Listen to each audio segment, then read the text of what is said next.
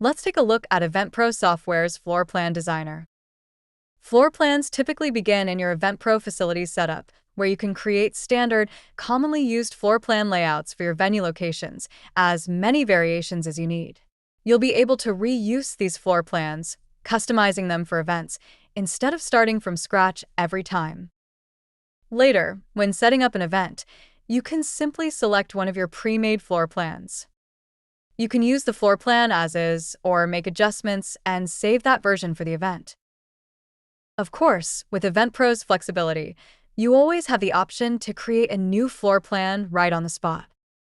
After loading in the background image and setting the dimensions and scale for your floor plan, you can start designing by simply dragging and dropping objects onto the canvas.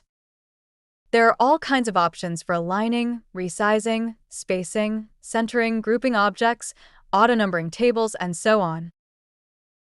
You can use the built-in floor plan shapes, edit them to your liking, and save them to your custom object library.